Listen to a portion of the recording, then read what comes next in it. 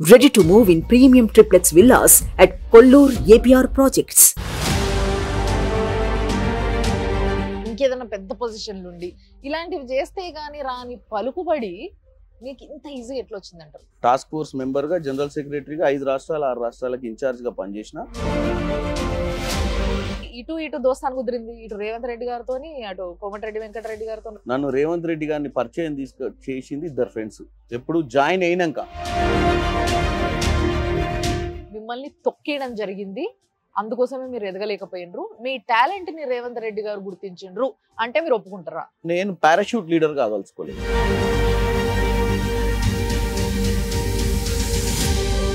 పార్టీలో నుంచి మిమ్మల్ని సస్పెండ్ చేసి బయటికి పంపించేశారు. ఎగ్జాక్ట్ గా రీజన్ ఏంది అసలు పంపించేయడానికి? ఇదొద్దు, నాకు ఎక్కిచ్చి చెప్పారు అదొద్దు, ఎవరు ఏంది ఎందుకు? కానీ ఆ కేసుని కూడా ఎవరో ఇక్కడి నుంచి కొంతమంది లీడర్లు పేర్లేదు కానీ రాహుల్ గాంధీ గారు ఆఫీస్కి పంపించారు. ఒక గుర్తించే నాయకుడు కావాలని ఎదురు చూస్తున్న ప్రాంతం అయింది అది. యాజ్ ఎ లీడర్ గా నేను ఎక్కువ చేయాల్సిన పని లేదు. ఈ పార్లమెంట్ ఎలక్షన్స్ కి గాలి బీజేపీది నడుస్తుంది. ఈ పోలరైజేషన్ లో కొంచెం సక్సెస్ కాగలుగుతారు బీజేపీ వాళ్ళు. ఒక పాయింట్, ఒక situation, attraction between each other. మేమిద్దరం కూర్చుంటే 5 గంటలైనా సరిపోదు మాకు. ఎందుకంటే సబ్జెక్ట్ డిస్కషన్ క్రిటిక్.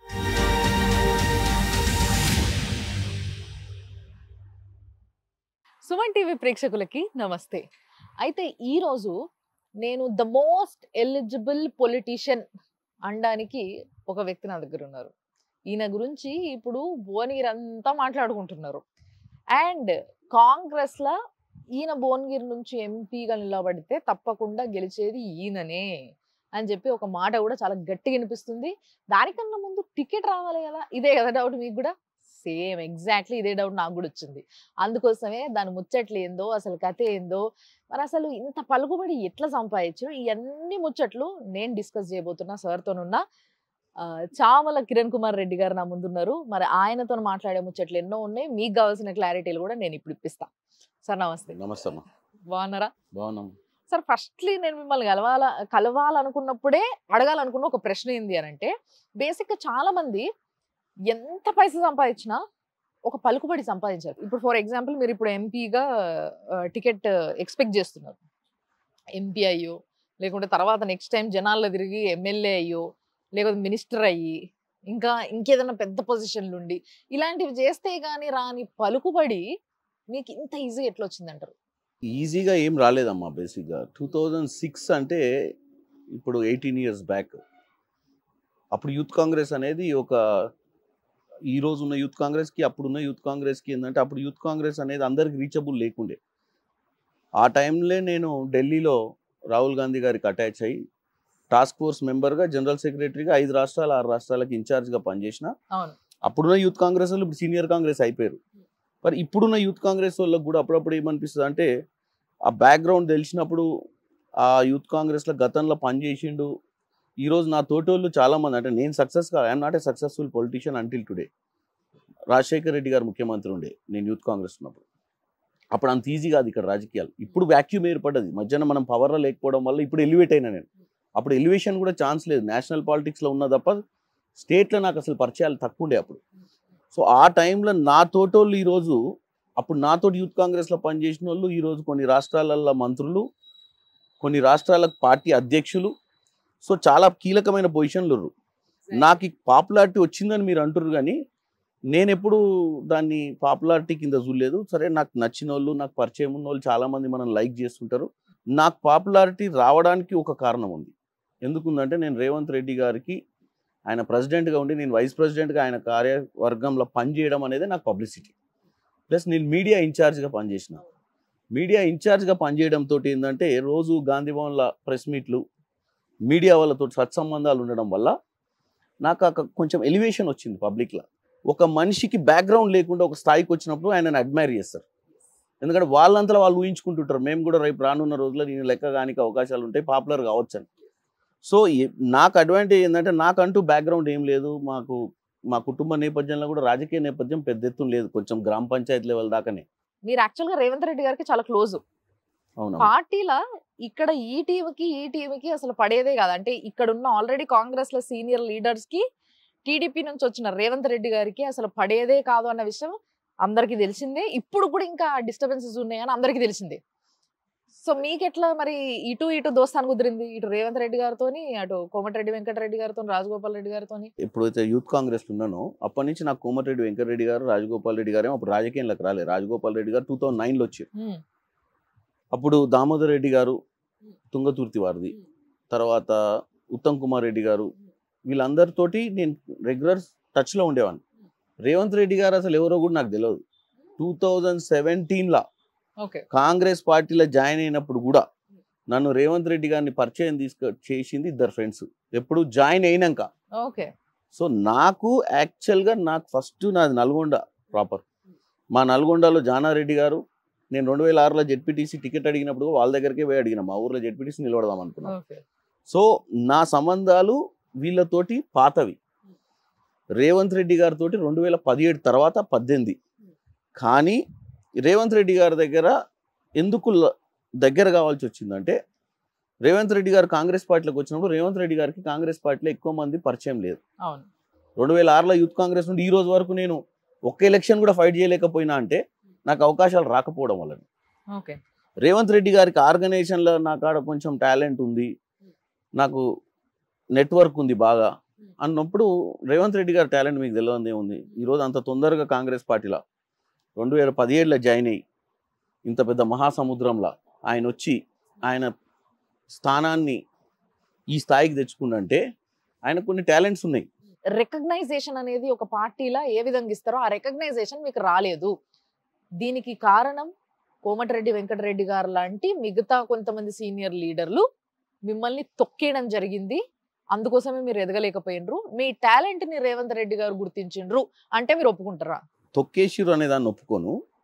ఇప్పుడు నేను భువనగిరి పార్లమెంట్కి సీరియస్ ఆస్పిరెంట్ ఎందుకు కాగలిగిన అంటే వాక్యూమ్ వచ్చింది. 9 రాజగోపాల్ రెడ్డి గారికి రాజశేఖర్ రెడ్డి గారితో సత్సంబంధాలు ఉండడము, కోమటిరెడ్డి గారి బ్రదర్ అప్పటికి రాజశేఖర్ రెడ్డి గారు క్లోజ్ ఉండడం వల్ల అవకాశము పార్లమెంట్ వచ్చింది. నేను నియోజకవర్గంలో ఎక్కడైతే పని చేస్తున్నానో సడన్ గా అది వితిన్ 3 months ముందు 4 months ముందు డీలిమిటేషన్లో రిజర్వ్ కేటగిరీ కిందికి పోవడం. నాకు అప్పుడు కూడా మీరు నమ్మరు, హనుమంతరావు గారు, విహెచ్ గారు నన్ను ఢిల్లీలో కలిసి, నువ్వు పార్లమెంట్ అడగకు బిడ్డ, నీకు ఇయ్యరు, రాజశేఖర్ రెడ్డి ఇయ్యనియ్యాడు నీకు, ఆయన బీసీ కంటాడు ఏదో అని, నీకైతే రాదు, నువ్వు అంత గుర్తింపు లేదు, నువ్వు పని చేయి, నీకు ఎట్లాగ ఎమ్మెల్యే సీటు నీ కోటాలు వస్తుంది యూత్ కాంగ్రెస్లో. హుజూర్ నగర్ కాన్స్టిట్యున్సీ అప్పుడే ఫామ్ అయింది కొత్తగా, అంటే కొత్త నియోజకవర్గం. ఆ కాన్స్టిట్యున్సీలు ఎవరు లేరు పువ్వు అని చెప్పిండు. కాకపోతే నేనేందంటే బాగా ప్రాక్టికల్ మనిషిని. ఆ కాన్స్టిట్యున్సీ పొలిమేరలు తెలియదు నాకు, ఎన్ని మండలాలనే తెలియదు, నాయకులు తెలియదు, 1.5 months ఉన్నాయి ఎలక్షన్లు. సో నేను ఆగం కాదలుచుకోలేదని చెప్పి పోలే. సో నేను పారాషూట్ లీడర్ కాదలుచుకోలేదు. ఈ లెక్కన ఆలోచించినా గానీ సార్, అది వైఎస్ రాజశేఖర రెడ్డి గారి టైం సంగతి చెప్పారు మీరు ఇప్పుడు. కానీ దాని తర్వాత రేవంత్ రెడ్డి గారు పార్టీలో జాయిన్ అయిన తర్వాత కూడా హుజూర్ నగర్ లా బై ఎలక్షన్స్ టైంకి మీరు ఉంటే బాగుంటది అని మీ ఏమంటారు మీ పేరు ప్రస్తావన తీసుకొచ్చడం జరిగింది, రైట్? ఇది జరిగినప్పుడు కూడా మీరు అక్కడ కనిపించలేదు మళ్ళా తర్వాత, అంటే మిమ్మల్ని అక్కడ పెట్టలేకపోయారు, ఆ పొజిషన్ లో మిమ్మల్ని పెట్టలేకపోయారు. అంటే అది ఒక చిన్న క్లారిఫికేషన్ చాలా మందికి చెప్పాల్సింది మిత్రు. అప్పుడు ఉత్తమ్ కుమార్ రెడ్డి గారు ప్రెసిడెంట్. ఉత్తమ్ కుమార్ రెడ్డి గారు అక్కడ ఎమ్మెల్యేగా గెలిచి పార్లమెంట్లో పోయి ఎంపీ అయ్యారు, ఆ సీట్ ఖాళీ అయింది. అయినప్పుడు ఒక సందర్భంలో ఎందుకు ఒక డిస్కషన్లో ఉత్తమ్ కుమార్ రెడ్డి గారు ఎక్స్ప్రెస్ చేసిరని తెలిసింది. ఏమని? నా కుటుంబానికి ఇంట్రెస్ట్ లేదు, ఆ సీట్ ఎవరైనా మంచి ఇంట్రెస్ట్ ఉన్న వాళ్ళు ఉంటే చేస్తే ఓకే అని. ఈ విషయం రేవంత్ రెడ్డి గారు నాతో చెప్తే, ఉత్తమన్న ఓకే అయితే నాకు ఓకే అని చెప్పిన రేవంత్ రెడ్డి గారు ప్రతిపాదించారు. తర్వాత ఉత్తమన్న గారు యాక్సెప్ట్ చేయలేదు, పద్మావతి గారు నిలబడ్డారు, దాంతో ఆ ప్రస్తావన అయిపోయింది.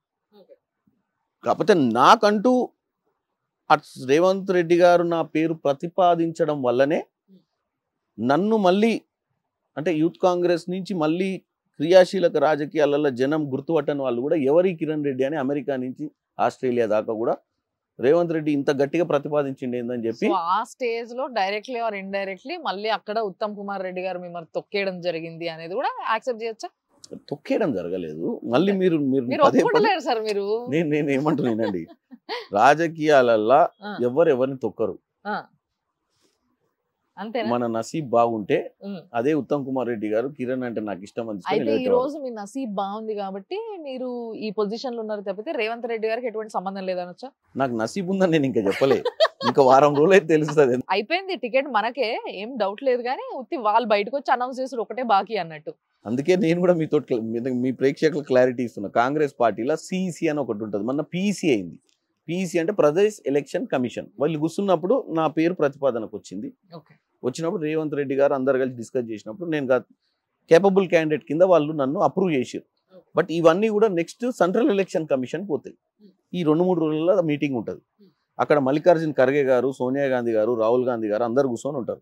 ఈ రాష్ట్రం నుంచి వచ్చిన పేర్లు వాళ్ళ ముందు పెట్టుకొని మాట్లాడుకున్నప్పుడు దాంట్లో మన నాయకులు రేవంత్ రెడ్డి గారు ముఖ్యమంత్రికి కూర్చుంటారు, రాష్ట్ర ఇన్ఛార్జ్ దీపాదాస్ మున్షి గారు ఉంటారు, తర్వాత మన ఉత్తమ్ కుమార్ రెడ్డి గారు సెంట్రల్ ఎలక్షన్ కమిషన్ మెంబర్, ఆయన ఒక్కడు ఉంటాడు. అందులో ఉన్నప్పుడు డిస్కషన్లు వచ్చినప్పుడు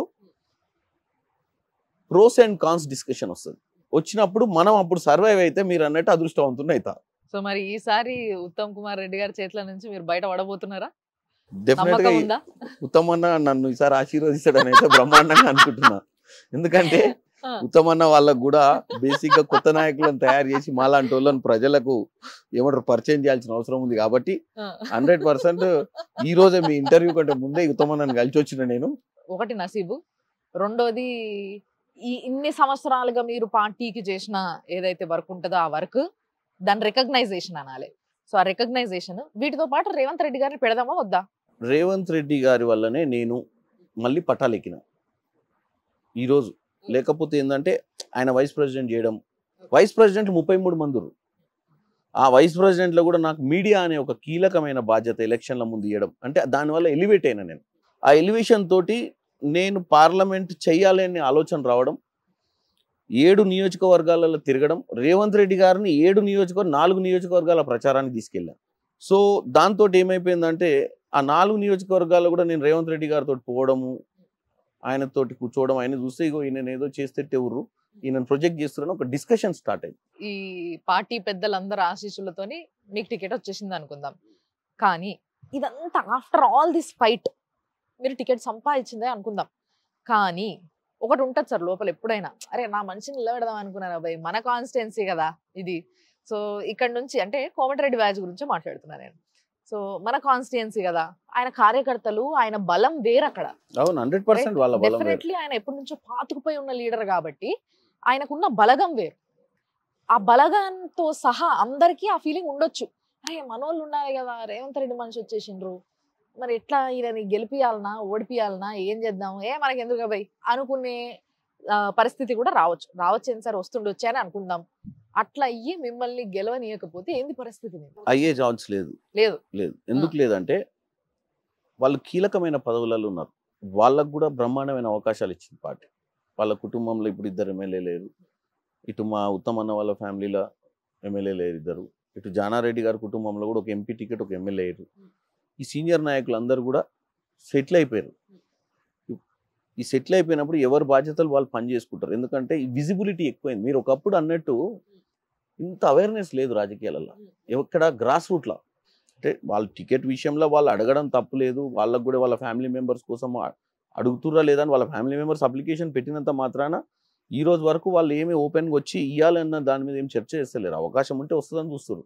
సరే, ఇప్పుడు వరకు ప్రత్యక్ష రాజకీయాలల్లో ఒక ప్రజల కోసం ఉన్న నాయకుడిగా మీరు ఎదగకపోవడానికి ఒక 3 కారణాలు చెప్పండి సార్.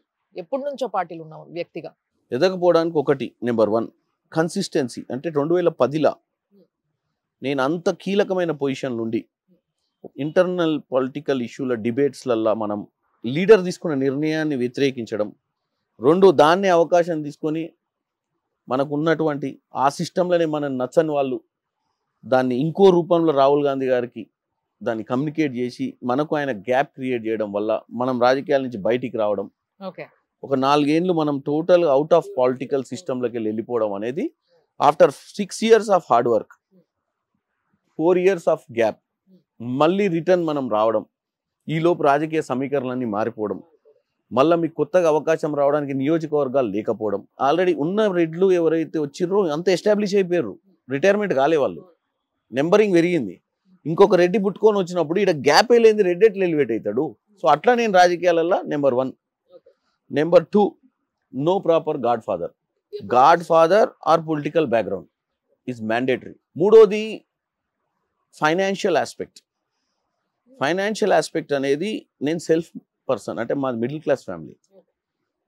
2006లో చామల కిరణ్ రెడ్డి, 2024 చామల కిరణ్ కుమార్ రెడ్డికి పీరియడ్ ఆఫ్ టైం ఇలా ఫైనాన్షియల్గా ఎస్టాబ్లిష్ కాగలిగింది. రాహుల్ గాంధీ గారితో కలిసి మీరు చాలా దగ్గరగా ఇన్ఛార్జ్గా ఎన్నో రాష్ట్రాలకి పనిచేసినప్పుడు మంచి రిలేషన్ ఏర్పరచుకుంటారు, రైట్? సో నేషనల్ లెవెల్లో మీకు లీడర్స్ అందరితో మంచి రిలేషన్స్ ఉండే.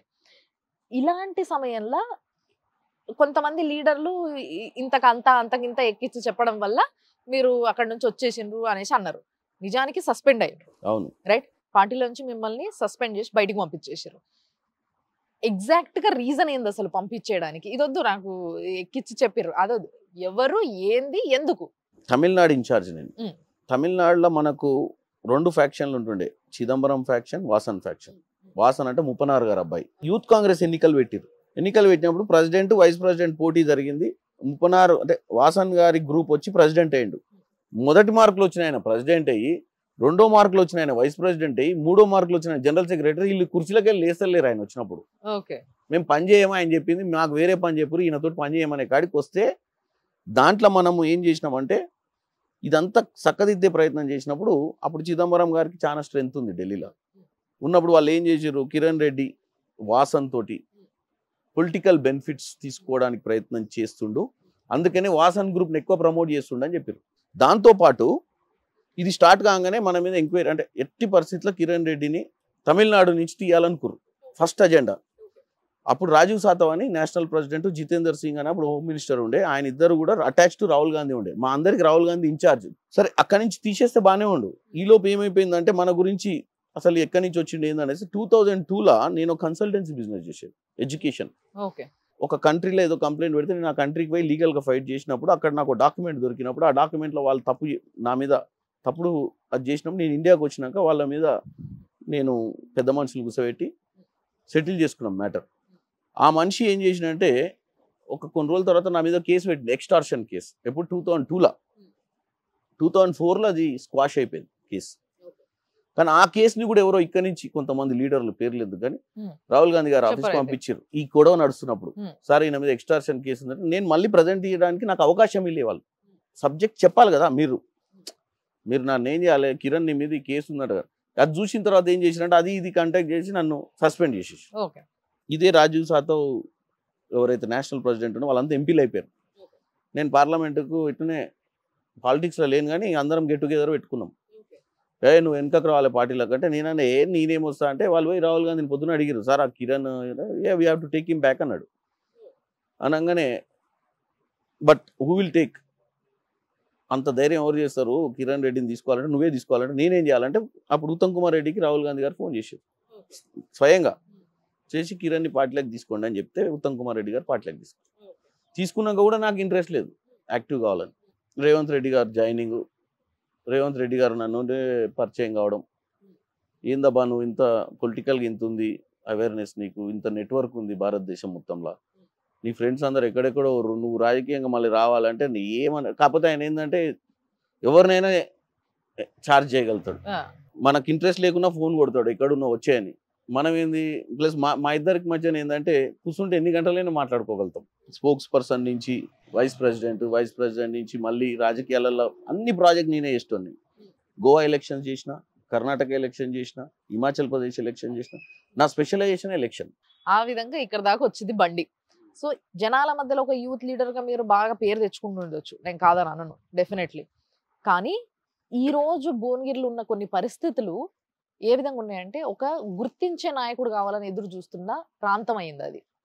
అంటే వాళ్ళకున్న కష్టాలు ఏమని గుర్తించిండ్రు, ఏవి మీరు రిజాల్వ్ చేయాలన్న ఒక ఆలోచనతో ఉన్నారు. చామల కిరణ్ రెడ్డి ఇప్పటి వరకు అడ్మినిస్ట్రేషన్ చేయలే. కాంగ్రెస్ ప్రభుత్వం ఉంది, రేవంత్ రెడ్డి గారు ముఖ్యమంత్రి, 100% 6 పథకాలు ప్రజల లబ్ధి కోసం, ప్రజలకు ఏదైతే ఎకనామికల్గా థింక్ చేసి ఇచ్చినటువంటి పథకాలు.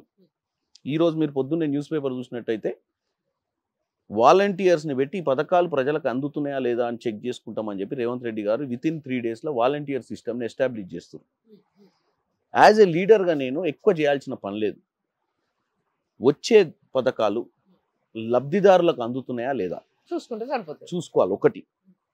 2 మేజర్ ప్రాబ్లం ఈరోజు, సింగిల్ ప్రాబ్లం ఎంప్లాయ్మెంట్. గత ప్రభుత్వం నియామకాలు కాలే. నియామకాలు అన్నిటికీ సొల్యూషనే. స్పెషల్ ఎకనామిక్ జోన్స్ క్రియేట్ చేసి కంపెనీస్ని రీచబుల్, భువనగిరి ఉందనుకోండి, స్మార్ట్ సిటీస్ తయారు చేసి, హబ్స్ తయారు చేసి అక్కడే సిస్టమ్ని బిల్డప్ చేస్తే వాళ్ళు ఇంటికాడ ఉండి ఉద్యోగం చేసుకోగలుగుతారు. ఎక్స్పెండిచర్ల కంపెనీ మీద కూడా బర్డన్ ఎక్కువ ఉండదు, ఎక్కువ మంది మ్యాన్ పవర్ దొరుకుతారు. సో స్కిల్ డెవలప్మెంట్ ఇండస్ట్రీని విస్తరించాలి మనం. నయం బాధితులు ఉన్నారు కొందరు భువనగిరిలో. నయం బాధితులు ఎవరైతే ఉన్నారో వీళ్ళ గురించి ఒక సిట్ ఏర్పాటు చేసింది గత ప్రభుత్వం. అవును. అసలు ఏం జరుగుతుంది? ఎందుకంటే చాలా మంది ఏడ్చిండ్రు సార్. ఉన్న 1-2 ఎకరాలు, 5 ఎకరాలు, 100 ఎకరాలు ఇట్లున్నాయి. అంటే చాలా పువార్ నుంచి రిచ్ వరకు చాలా జాగలు నయం బాధితులు ఉన్నారనలా. సో అవి ఎట్టు పోయినాయో ఏం అర్థమైతలే. కొంతమంది లోకల్ లీడర్లు వాటిపైన ఇన్ఫ్లుయెన్స్ బాగా చూపిస్తున్నారు. మరి దీని గురించి మాకు ఒక క్లారిటీ కావాలి, కొంచెం అడగండి అని చెప్పి ఒక జర్నలిస్ట్గా నేను పోయినప్పుడు నన్ను చాలా మంది అడిగిన ప్రశ్న సార్ ఇది. దీనికి మీరు దీనికోసం ఏదైనా ఆలోచన ఉందా ఫస్ట్ ఆఫ్ ఆల్ మీకు? నయం నుంచి ఎవరికైతే అన్యాయం జరిగిందో వాళ్ళందరూ మళ్ళీ బయటికి రావాల్సిన అవసరం ఉంది. ఎందుకు రావాల్సిన అవసరం ఉందంటే కొత్త ప్రభుత్వం వచ్చింది, సమస్య చెప్పుకోవాలి ఫస్ట్. ఈ చుట్టుపక్కల ప్రాంతాలలో ఉన్న ఎమ్మెల్యేస్, ఈ ఎమ్మెల్యేస్ దగ్గరికి 100% వాళ్ళ అప్లికేషన్స్ తీసుకుపోయి ఈ పలానా భూమి మీ పేరు మీద ఉన్న భూమి ఇప్పుడు ఏమైంది, ఆ రోజు నయం గుంజుకొని వీళ్ళ పేరు మీదకి వెళ్ళి భయపెట్టించో భయభ్రాంతులకు గురి చేసో ఎవరి పేరు మీద రిజిస్ట్రేషన్ చేసి ఉంటారు, ఎవరి పేరు మీద రిజిస్ట్రేషన్ చేసిరో వీళ్ళు మళ్ళీ సో దట్ ఆ భూముల్ని ఐడెంటిఫై చేసి ఆ భూముల మీద ఎంక్వైరీ చేసి ఆ భూముల మీద ఎవరు ఉన్నారు ఇప్పుడు అని తీసి వాటిని మీరు సిట్ వేసిరు. వీళ్ళు ఆ సిట్ నిర్వీర్యం అయిపోయింది. ఎందుకంటే వేసిన వాళ్ళకి చిత్తశుద్ధి లేదు, అందులో అపాయింట్ కాబట్టి ఆఫీసర్లకు చిత్తశుద్ధి లేదు. నయం చచ్చిపోయిన తర్వాత ఆ భూములన్నిటి మీద ఎంక్వైరీ చేసి ఆ భూముల మీద ట్రాన్సాక్షన్ జరగొద్దు. ఎందుకంటే అవి వాస్తవంగా లబ్ధిదారులకు వెనకకి ఇవ్వాల్సిన అవసరం ఉంది. ఇవ్వాల్సిన అవసరం బీఆర్ఎస్ ప్రభుత్వంలో ఏం జరిగిందో మేము ప్రజలకు తెలియాల్సిన అవసరం నాకు as a leader, Congress leader ఉంది. దాంట్లో కాంగ్రెస్ వాళ్ళు ఉన్నా క్షమించొద్దు. సెంట్రల్లా ఈ పార్లమెంట్ ఎలక్షన్స్ కి గాలి బీజేపీది నడుస్తుంది అనేది అక్షరాల నిజం, జనాలకు తెలుసు. మరి ఇప్పుడు ఆ గాలి పనిచేస్తుంది అంటారా, లేకపోతే మీ కాంగ్రెస్ గాలి ఇంకా నడుస్తుందంటారా? మొన్నటి ఎన్నిక 10 ఏళ్ల బీఆర్ఎస్ పాలనకు వ్యతిరేకంగా జరిగిన ఓటు. ఇప్పుడు జరిగే ఎన్నిక Narendra Modi versus Congress party. BRS అనేది భూస్థాపితం అయిపోయింది. బీఆర్ఎస్కి ఇక్కడ స్టేక్ లేదు. మీరు చూసినట్టయితే 17 స్థానాలలో కూడా మెదక్ ఒక్కటే అవకాశం ఉందనుకున్నాం, కానీ అసలు క్యాండిడేట్లు దొరికే పరిస్థితి లేరు. డెఫినెట్గా బీజేపీ మొన్న జరిగినటువంటి రామజన్మభూమి ఇష్యూలా బాగా ప్రజల మధ్యనికి వెళ్ళిపోయి ఆ అజెండాను నాటింది వాళ్ళ మనసులో. కానీ అది తెలంగాణ ప్రజలకు, మీరు ఏ ఉత్తరప్రదేశో ఏ గుజరాతో వీలైతే కర్ణాటక కూడా తీసుకోవచ్చు కొద్ది గొప్ప, ఈ పోలరైజేషన్లో కొంచెం సక్సెస్ కాగలుగుతారు బీజేపీ వాళ్ళు. కులం అనే పోలరైజేషన్లో తెలంగాణలో సక్సెస్ కాలేరు. 2 పెరగొచ్చు, ఒప్పుకుంటున్నాను నేను. వేవ్ ఉంది అంటే వాళ్ళకి ఇప్పుడు నెక్స్ట్ బీఆర్ఎస్ టేక్. మన ఎన్నికలలో బీఆర్ఎస్కి ఎన్ని ఓట్లు వచ్చినాయో, కాంగ్రెస్కి ఎన్ని ఓట్లు వచ్చినాయో, బీజేపీకి ఎన్ని ఓట్లు తీసుకుంటే ఈ బీఆర్ఎస్కి వచ్చిన ఓట్లు చీలడం జరిగి కొంచెం కాంగ్రెస్లోకి వస్తాయి, కొంచెం బీజేపీలోకి పోతాయి. ఇప్పుడు వరకు మీకు టికెట్ వస్తే ఏంది, రాకపోతే ఏంది అని మాట్లాడినాం, అండ్ గెలిస్తే ఏంది అనేది మాట్లాడినాం. ఒకవేళ పొరపాటున మీకు టికెట్ వచ్చి మీరు ఓడిపోతే మీ పరిస్థితి ఏంది? ఎందుకంటే చాలా కష్టపడి ఈ పొజిషన్కి వచ్చిండ్రు. ఒక్కసారి కింద పడి పైకి లేగడం చాలా కష్టమైంది మీకు, బట్ మీరు రాగలిగినరు. దాంట్లో ఎన్నో కారణాలు ఉన్నాయి. మళ్ళీ ఒకసారి కింద పడితే లెగడం అనేది పాసిబిలిటీ ఉందా లేదా అనేది కూడా మీ మనసుకే తెలుసు. నేను ఒకటే చెప్తున్నానండి, రాజకీయం అనేది అసలు టికెట్ వచ్చేది అనేదే first step of success. Second step మనం ఎట్లా బూత్ మేనేజ్మెంట్, ఎలక్షన్ మేనేజ్మెంట్ చేస్తాం అనే దాని మీద డిపెండ్ అయి ఉంటుంది. నేను ఐఎమ్ వెరీ కాన్ఫిడెంట్. నా టికెట్ విషయంలో నేను నాట్ 100% కాన్ఫిడెంట్. గెలుపు విషయంలో నా మీద నాకు 100% కాన్ఫిడెన్స్. యూనో ఒక సీనియర్ నేతకి కావాల్సిన క్వాలిటీస్ ఏవైతే ఉంటాయో అవన్నీ మీలో ఉన్నాయన్న విషయం చాలా స్పష్టంగా క్లియర్గా కనిపిస్తుంది. తప్పకుండా ఒకవేళ మీకు టికెట్ వస్తే మీరు ఏదైతే ప్రామిస్ చేస్తున్నారో ఈరోజు ఆ ప్రతి పని మీరు చెయ్యాలి. తప్పకుండా ఆ రోజు వచ్చి నేను అడుగుతా. 100%. Thank you madam. డెఫినెట్గా. ఎందుకంటే మీరు నేను ఒకటే చెప్తాండి, వన్ టైం వండర్ లెక్క ఒకసారి లీడర్ కావాలనుకుంటే నేను ఇప్పుడు మాట్లాడినవన్నీ ఇంప్లిమెంట్ చేయదు. జనం మనకు జడ్జిలు. ఇలా రేవంత్ రెడ్డి గారిని ఒక నమ్మకంతో ఆయన అధ్యక్షతన కాంగ్రెస్ పార్టీని అధికారంలోకి తీసుకొచ్చారు. రేవంత్ రెడ్డి గారిని ముఖ్యమంత్రి చేశారు. మీరు రేవంత్ రెడ్డి గారు అని మళ్ళా అనేసరికి గుర్తుకొచ్చింది. రేవంత్ రెడ్డి గారు మీ టాలెంట్ ని గుర్తించిండ్రు, మీకున్న ఎక్స్పీరియన్స్ ని గుర్తించిండ్రు, ఫైన్. బట్ క్లోజ్నెస్ అనేది ఏదో ఒక పాయింట్ ఉంటుంది సార్. ఒక పాయింట్, ఒక సిచ్యువేషన్, లేకపోతే ఒక common attraction between each other ఏదో ఉంటుంది సార్, దగ్గర కానీకి, చాలా దగ్గర కానీకి. అదేంటిది మీకు ఆయనకి? మేమిద్దరం కూర్చుంటే 5 గంటలైనా సరిపోదు మాకు. ఎందుకంటే సబ్జెక్ట్ డిస్కషన్ క్రిటిక్ అనేది చాలా ఇంపార్టెంట్. చాలా మంది ఏం చేస్తారంటే లీడర్కి దగ్గర అయిన తర్వాత బ్రహ్మాండం అంటుంటారు అన్ని. నన్ను అప్పుడప్పుడు మా రేవంత్ రెడ్డి గారు ఏమంటారు, నువ్వు శల్య సారథ్యం చేస్తావు అంటాడు. నేను ఏదైనా చేస్తా అంటే నువ్వు ఎమ్మటే ఒక కర్ర వేస్తావు కాళ్ళల్లో, అది కాదంటావు. దాంతో ఏంటంటే డిబేట్ అయింది, ప్రోస్ అండ్ కాన్స్ డిస్కషన్. నన్ను కన్విన్స్ చేయడానికి ప్రయత్నం చేయాలి కదా. ఇక ఇప్పుడున్న పరిస్థితిలో కాదు, కాంగ్రెస్ ఇట్లుంది, బీజేపీ ఇట్లుందని డిస్కషన్ స్టార్ట్ అయింది అనుకోండి, మన డిస్కషన్ ఇంకొక 1 hour ఎక్స్టెండ్ అయింది. సో ఇక్కడ బాగా మీరు సింక్ అయ్యారన్నమాట. తర్వాత ఢిల్లీ పోయినా, ఢిల్లీలో పార్లమెంట్కి పోయినప్పుడు కొత్తలనైనా, ప్లస్ నాకు ఎక్కడైనా సర్కిల్ ఉండేది. ఏ స్టేట్ కన్నా పోతే రెడీ స్టేట్కి పోతున్నాడే నేను అక్కడ 10 మందికి ఫోన్ చేస్తుండే. పాత యూత్ కాంగ్రెస్ వాళ్ళు అందరూ వద్దురు, ఆయనకి ఏంటంటే అందరు కలిసినప్పుడు బాగా మింగిల్ అవుతాడండి ఆయన. సో సార్ యాక్చువల్గా అంటే ఇంత క్లోజ్నెస్ ఉంది కాబట్టి మీ ఇద్దరికి నేను అడగాలనుకుంటున్నా, అంటే మీ నియోజకవర్గం కిందికి వచ్చే ఏదైతే యాదగిరిగుట్ట, యాదాద్రి, భువనగిరి, ఇది ఏదైనా కావచ్చు, ఎందుకు రేవంత్ రెడ్డి గారు ఇప్పుడు వరకు పర్యటన చేయలేదంటారు? అక్కడ ఏంది రీజన్ ఏందంటారు? మరి యాదాద్రి ఇష్యూ రేవంత్ రెడ్డి గారి దృష్టికి వచ్చింది. మొన్ననే మా ఎమ్మెల్యే బీర్లాయలయ్య గారిని ఆఫీసర్లు అందరినీ పిలిచింది, దేవాదాయ శాఖకు సంబంధించిన సెక్రటరీని అందరినీ పిలిచి విజిట్ చేసి టోటల్గా అక్కడ ఏం జరుగుతుంది ఒకసారి లోకల్ ఎమ్మెల్యేలను తీసుకెళ్ళి అక్కడ లోకల్ రిప్రజెంటేటివ్స్, లోకల్ బాడీ రిప్రజెంటేటివ్స్ని పిలిపించి ఆ గుడి కట్టిన తర్వాత చాలా కంప్లైంట్స్ ఉన్నాయి. ఏంటంటే అక్కడ అంతకుముందు నేను కూడా ఆ గుడికి బాగా రెగ్యులర్ విజిట్ చేస్తాను. ఈ మధ్య విజిట్ చేసి ఒక స్టార్ హోటల్కి పోయిన విధంగా ఉంది తప్ప అక్కడ ప్రజలకు ఎక్కడ కూడా సామాన్యుడు ఎవరు కనపడతలేరు. ఎందుకంటే వాళ్ళు కింది నుంచి టోల్ అనేది ఒకటి పెట్టి పైకి వెహికల్స్ పోకుండా పైన కాస్ట్ బాగా పెంచేసి, అంతకుముందు ఓ మధ్యతరగతి కుటుంబీకుడు నడుచుకుంటూ పోయి కూడా బాగా దర్శనం చేసుకొని తక్కువ ఖర్చుతోటి అన్ని పిల్లలతో ఎంజాయ్ చేసి 2000 కోట్లు పెట్టిన పైసలు దండగంటారా మీరు? కాళేశ్వరం ప్రాజెక్ట్ ఎట్లా చేసిరో దీని మీద కూడా ఒక ఆలోచనతో చేయలేదు. అక్కడ స్టాల్స్ ఉండేది, మిడిల్ క్లాస్ వాళ్ళు చాలా స్టాల్స్ ఏర్పాటు చేసుకునే వాళ్ళు. మనం పాతగుట్ట గుర్తుకు చేసి మనం పైకి ఎక్కిన తర్వాత అంతా కొండ ఉండేది, అక్కడ కళ్యాణ మండపం ఉండేది, ఆ ఎంట్రన్స్లోకి వెళ్ళి పోయేటోళ్ళం, అక్కడ అన్ని స్టాల్స్ ఉండేది, పిల్లలు ఆడుకునే వస్తువులు కొనుక్కొని. అవి ఏవి కనపడతలేవు. పైన దేవుని దగ్గర పోయిన వాళ్ళకు అక్కడ ఉంటేనే అక్కడ ఏంటంటే అక్కడ టైం స్పెండ్ చేయాలని ఉంటారు పైన వాళ్ళు. అక్కడ ఇవన్నీ మార్పులు చేయాలని చెప్పి ఆల్రెడీ ప్రతిపాదన తీసుకొచ్చారు. రేవంత్ రెడ్డి గారు విజిట్ కూడా ఉంది ఈ మధ్య, ఎందుకంటే ఆలయ మేజర్ అర్చకులు కూడా వచ్చిపోయారు. కాకపోతే ఈ 60-70 డేస్లో మీరు చూసారు కదా మేడం, ఏ సింగిల్ డే కూడా వీళ్ళకు మేజర్ ప్రాబ్లమ్స్ కనపడ్డాయి స్టేట్లో.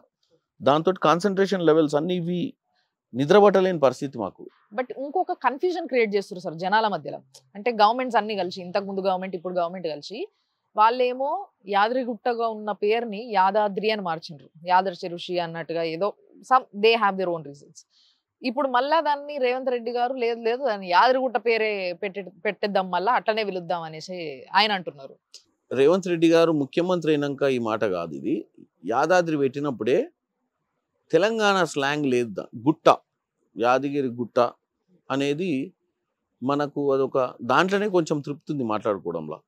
యాదాద్రి ఇవన్నీ కూడా ఏంటంటే కొంచెము ఆయనకు ఇది తెలంగాణ సంబంధించిన యాస కానీ లైన్ కానీ అనిపించలే. ఇప్పుడు నామకరణం మార్చినప్పుడు దాని శక్తి పోద్దేమో అన్న ఆలోచనతో అన్నాడు. కానీ ప్రజలు దీని గురించి ఇబ్బంది పడవద్దు, ఇది ఈ నిర్ణయం ఇంకా చర్చలో ఉంది. ఎందుకంటే పాత పేరే కంటిన్యూ చేయాలి. మనకు దేవుడికి యాక్చువల్గా మొదట్లో పెట్టి పేరు కలిసి వచ్చిన పేరు అది.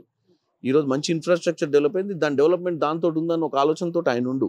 కానీ ప్రజలు దీని మీద కన్ఫ్యూజ్ కావాల్సిన అవసరం లేదు. ఇట్లాంటి పేర్లు అన్ని ప్రతిసారి దాన్ని దేన్ని పడితే దాన్ని మార్చేది ఏం లేదు. దాన్ని మార్చింది కేసీఆర్ గారు, మనం తెచ్చేది మనం ఏం మారుస్తలేం, దాన్ని మనం ఒరిజినల్ నేమ్కి తీసుకొస్తాం అంటున్నాం. మనం నిజంగానే యాదాద్రి కాదు నాకేదో కొత్త పేరు నచ్చిందని పెడతలేం మనం. మంచి రిలేషన్ ఉంది. ఈ రిలేషన్ ఇట్లనే కొనసాగుతూ మీరు అనుకున్నది సాధించాలనే మనస్ఫూర్తిగా కోరుకుంటున్నాను నేను. బట్ అది అయిన తర్వాత, మీరు అనుకున్న పని అయిన తర్వాత మా ప్రజలందరికీ మాత్రం మంచి చేయాలి. అదొక్కటే మా 100% విన్నపం. నేను Thanks మా a lot. అన్నతోటి, మా ముఖ్యమంత్రి గారితోటైనా, మేమైనా, మా కాంగ్రెస్ నాయకులమైనా 100% నేను కొంచెం బిజీ ఉండడం వల్ల లాస్ట్ 2-3 మంత్స్ నుంచి పార్లమెంట్లో తిరగడం వల్ల కాన్సన్ట్రేట్ చేస్తలేను. కానీ ఎట్టి పరిస్థితుల్లో ఈ ఎన్నికల తర్వాత మేము ఇచ్చినటువంటి గ్యారంటీలు కానీ, బంగారు తెలంగాణ ఏదైతే సోనియా గాంధీ గారు కమిట్మెంట్ ఇచ్చిర్రో, ఆ రోజు తెలంగాణ ఇచ్చిర్రో, 10 ఏళ్ళు మా చేతిలో లేక మిగులు బడ్జెట్లో ఉన్న తెలంగాణ అప్పుల పాలైంది. ముఖ్యంగా మా యొక్క ఈరోజు బాధ్యత మళ్ళీ తెలంగాణను ఆర్థికంగా బలపరచడమే కాకుండా ప్రజలను కూడా, ముఖ్యంగా అందరినీ, ప్రతి ఇంట్లో కూడా ఆనందంగా ఉండాలి, ప్రతి ఇంట్లో కూడా ఉద్యోగం రావాలి, ప్రతి ఇంటి అమ్మా నాయనలు కూడా వాళ్ళ పిల్లల్ని చూసుకొని ఆనందంగా ఉండే విధంగా తెలంగాణ తీర్చిదిద్దుకుంటామని మీ ఛానల్ ద్వారా తెలియజేస్తున్నాను. Thank you sir. Thank you. All the best. Thank you.